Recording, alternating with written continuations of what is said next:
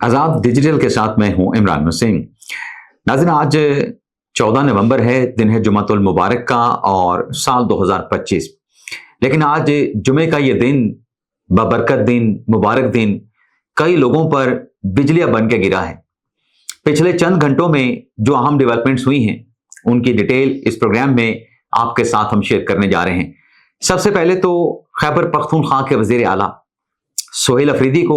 और पाकिस्तान तहरीक इंसाफ को बड़ा झटका लगा है। पेशावर हाई कोर्ट की जानिब से एक मुकदमे में यह फैसला दे दिया गया है कि जो केपी के जो वसाइल हैं, यानी सूबाई हुकूमत के जो वसाइल हैं, वो किसी सियासी जमात के जलसे के लिए, जलूस के लिए उन्हें इस्तेमाल नहीं किया जाएगा। अब ये बात नाजरीन किसी से ढकी चुपी नहीं कि जब अली अमीन गंडापुर साहब खैबर पख्तूनख्वा के वजीर आला थे और उनकी जानिब से जो एक मरतबा, दो मरतबा कैपिटल सिटी पे चढ़ाई की गई, उसमें आपके सामने है, वीडियोस मौजूद हैं, रिकॉर्ड पे मौजूद हैं कि जो केपी के जो वसाइल हैं सूबे के, उनको इस्तेमाल किया गया। सरकारी मुलाजमीन को पाकिस्तान तहरीक इंसाफ ने अपने जलसों में, अपने जुलूसों में और उसके अलावा जो कैपिटल सिटी में जो रैलियां लाई गई, जो काफले निकले पेशावर से, उसमें आपके सामने सरकारी गाड़ियों का बेदरेग बल्कि बेरहमी के साथ इस्तेमाल हुआ। अब पेशावर हाई कोर्ट का ये जो फैसला है, ये फैसला पीटीआई के लिए और केपी के वजीर आला सोहेल अफरीदी के लिए एक बड़ा झटका है कि आप जलसा करें, जुलूस करें, लेकिन अब आप अवाम के जो पैसे हैं, जो खजाने में पब्लिक का पैसा पड़ा है, उसे आप अपनी सियासत के लिए इस्तेमाल नहीं कर सकते। दूसरी डेवलपमेंट आज़िम बड़ी ये हुई है कि पाकिस्तान पीपल्स पार्टी ने आजाद कश्मीर के वजीर आजम अनवारुल हक साहब, जिनके खिलाफ तहरीक अदम एतमाद लाने की चंद हफ्ते पहले बड़े जोरों शोर के साथ बातें की गई। पाकिस्तान पीपल्स पार्टी ने अपनी सेंट्रल एग्जीक्यूटिव कमेटी का, जो आजाद कश्मीर की पीपल्स पार्टी है, उसका इजलास बुलाया और पीपल्स पार्टी ने मुस्लिम नवाज के साथ मीटिंग की। मुस्लिम नवाज के डेलीगेशन ने अदम एतमाद की तहरीक में पीपल्स पार्टी की हमायत का ऐलान किया, लेकिन वो अदम एतमाद की जो तहरीक है वो आजाद कश्मीर के वजीर आज़म के खिलाफ जमा ना हो सकी, क्योंकि ऊपर से 27वीं आईनी तरमीम का मरला आ चुका था। अब 27वीं आईनी तरमीम का मरला मुकम्मल हो चुका है। आज जो चीफ जस्टिस हैं कॉन्स्टिट्यूशनल कोर्ट के अमीनुद्दीन खान साहब, ना सिर्फ उन्होंने अपने ओहदे का हल्फ उठा लिया है, बल्कि आईनी अदालत के जो पहले 3 जजेस हैं, जस्टिस आमिर फारूक साहब, जस्टिस हसन नजर रजी साहब और जस्टिस अली बाकर नजवी साहब, उन्होंने अपने ओहदों का हल्फ उठा लिया है। तो इस बड़ी डेवलपमेंट के बाद, 27वीं आईनी तरमीम की मंजूरी के बाद, आईनी अदालत के कयाम के बाद, पाकिस्तान पीपल्स पार्टी की जानिब से आजाद कश्मीर में वजीर आजम के खिलाफ अदम एतमाद की तहरीक जमा करवा दी गई है। अब नया कायदे ऐवान कौन होगा, इस नाम को अभी खुफिया रखा गया है।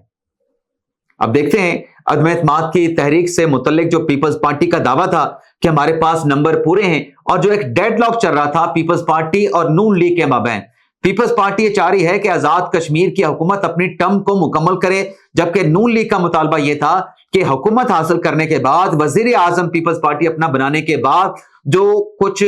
लेजिस्लेशन रिक्वायर्ड है, जिन कानून साजियों की जरूरत है, वो करने के बाद असेंबली तहलील करके आजाद कश्मीर की आवाम के पास जाया जाए, यानी इंतखाबात का ऐलान कर दिया जाए। तो अदम एतमाद की तहरीक आ चुकी है, लेकिन ये डेडलॉक जो है, क्या इस पर पीपल्स पार्टी और नून लीग में मामला तय पा चुके हैं? तो डेफिनेटली अदम एतमाद की तहरीक जब आपने जमा कराई है तहरीरी तौर पे, तो ये मामला भी किसी ना किसी करवट बैठ चुका होगा। पीपल्स पार्टी और नून लीग में कोई ना कोई मुआहिदा इससे मुतल्लिक हो चुका होगा। इसके अलावा नाजरीन, पार्लियामेंट हाउस में आज बड़ी डेवलपमेंट हुई है। जो आर्म फोर्सेस के कवानीन में, चाहे वो बड़ी फौज से मुतल्लिक कानून है, चाहे वो एयरफोर्स से मुतल्लिक कानून है, चाहे वो नेवल से मुतल्लिक कानून है, इन तीनों कवानीन में जो गुज़िश्ता रोज कौमी असम्बली ने मंजूरी दी थी तरामीम की, उन तरामीम को आज सेनेट के ऐवान से भी मंजूर करवा लिया गया है। चेयरमैन सेनेट यूसुफ रज़ा गिलानी की सरबराही में सेनेट का इजलास हुआ, तो नायब वज़ीर आज़म इसहाक डार की जानिब से आर्म फोर्सेस के कवानीन में तरामीम का जो मसवदा था, बड़ी फौज का जो एक्ट बनाया गया है नया 2025 का, एयरफोर्स का जो नया एक्ट है, नेवल फोर्स का जो नया एक्ट है, उसको इंट्रोड्यूस करवाया गया और कसरत राय के साथ आईनी तरमीम तो आप 2/3 अक्सरियत से पास कराते हैं, لیکن یہ سمپل میجورٹی کے ساتھ اس قانون کو جو ہے وہ سینٹ سے پاس کروا لیا گیا۔ اب اس قانون کی منظوری کے بعد ناظرین، پہلے تو آپ یہ دیکھیں کہ آرٹیکل 243 پہ کیسا بےہودہ قسم کا گمراہ کن اور بے بنیاد پروپیگنڈا کیا گیا کہ یہ جو فیلڈ مارشل کو تاحیات جو ہے وہ استثنا دے دیا گیا ہے۔ حالانکہ 27ویں آئینی ترمیم کا مسودہ منظور ہونے کے بعد آرم فورسز کے قوانین میں ترامیم کی اپروول کے بعد، پارلیمنٹ سے منظوری کے بعد یہ بڑی کلیئرٹی آ چکی ہے کہ یہ صرف محض جو ہے پروپیگنڈا کیا جا رہا تھا آرٹیکل 243 کے حوالے سے۔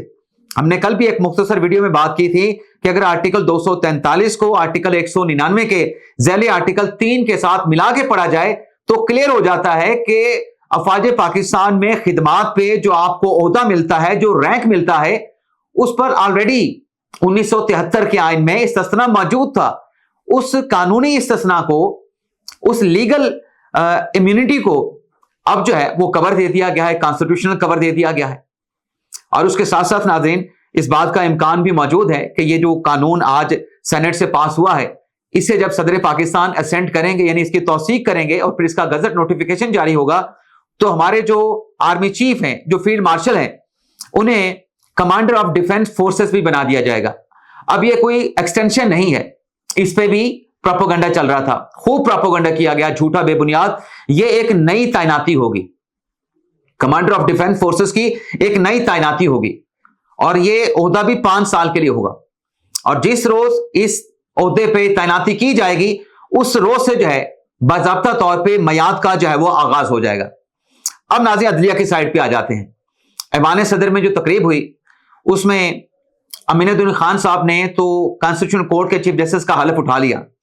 اسلام آباد ہائی کورٹ میں بھی 3 ججز کی تقریب حلف برداری ہو گئی، اور جب فل کورٹ کا اجلاس تھا چیف جسٹس یحییٰ افریدی کی سربراہی میں، وہ فل کورٹ اجلاس بھی ہو گیا۔ لیکن جو 2 ججز، جسٹس منصور علی شاہ صاحب اور جسٹس اطہر من اللہ صاحب، کل چونکہ ہم اپنا ویڈیو لاگ کر چکے تھے، ان دونوں ججز کے استعفوں پہ ہم بات نہیں کر سکے۔ یہ جو جج ہیں منصور علی شاہ صاحب، اطہر من اللہ صاحب، ان کے اگر استعفے دیکھے جائیں تو ان کے استعفے ریزگنیشن کم، بلکہ ان کا خطوط اور ایک سیاسی شہاب نامہ زیادہ لگتا ہے۔ اور آج اسی نقطے کے اوپر قومی اسمبلی میں بھی بات کی گئی خواجہ آصف کی طرف سے، انوشا رحمان کی طرف سے، کہ اگر آپ 1980، 1976، 75 سے عدلیہ کا ریکارڈ نکال کے دیکھیں، ذوالفقار علی بھٹو سے لے کے نواز شریف تک، تو ایک بھیانک، ایک گھناؤنا چہرہ عدلیہ کا نظر آتا ہے۔ لیکن اب خواجہ آصف صاحب نے کہا کہ 27ویں ترمیم ہوئی ہے، کانسٹیٹیوشنل کورٹ بنی ہے، تو جو عدلیہ تھی، جو سیاست زدہ ہو چکی تھی، جس نے 10 سال پہلے جو نواز شریف کو نااہل کرنے کا جو منصوبہ، جو پلان بنایا گیا تھا، اس میں عدلیہ کے ججز کا رول تھا۔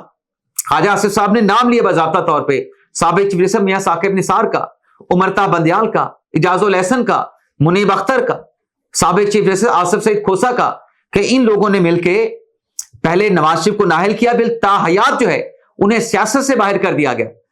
تو خواجہ آصف صاحب نے کہا کہ اب 27ویں آئینی ترمیم کے ذریعے ان کی دم پہ جو ہے پاؤں آیا ہے تو چیخیں نکل رہی ہیں۔ یہ خواجہ آصف صاحب نے اسمبلی کے فلور پہ کہا ہے۔ اگر اس قسم کی بات کوئی اور کسی جگہ پہ کرے تو شاید اس کے خلاف ایکشن ہوتا، لیکن چونکہ خواجہ آصف صاحب نے اسمبلی پہ فلور پہ بات کی ہے تو ان کے خلاف کوئی ایکشن بھی نہیں ہو سکتا۔ لیکن بہرحال آئینی عدالت کے ججز نے حلف اٹھا لیا ہے، اور مسرت علی صاحبہ، جن کا نام آ رہا تھا کہ شاید وہ بھی آئینی عدالت کی جج بنے گی، لیکن ان کی جو ہیلتھ کے جو ایشوز ہیں، ان کے مسائل کو دیکھتے ہوئے وہ اس دور سے باہر ہو چکی ہیں، بلکہ ان کی جگہ پہ جو سابق chief minister, caretaker minister, chief minister Khyber Pakhtunkhwa کے رہ چکے ہیں سید ارشد حسین شاہ صاحب، انہیں وفاقی آئینی عدالت کا جج بنانے کا نوٹیفیکیشن جاری کر دیا گیا ہے۔ تو 3 ججز نے آج حلف اٹھایا ہے، امین الدین خان صاحب نے ایوان صدر میں، 3 ججز نے اسلام آباد ہائی کورٹ میں، باقی کے جو 3 جج ہیں وہ شاید کل یا پھر پیر کے روز اپنے عہدوں کا حلف اٹھائیں گے، اور پیر کے دن سے آئینی عدالت باضابطہ طور پہ فنکشنل ہو جائے گی۔ اور خبر یہ ہے کہ نہ صرف فنکشنل ہوگی بلکہ ہو سکتا ہے کہ مقدمات کی سماعت بھی کرے اور فیصلے بھی صادر کیے جائیں۔ اجازت چاہتے ہیں، اللہ حافظ۔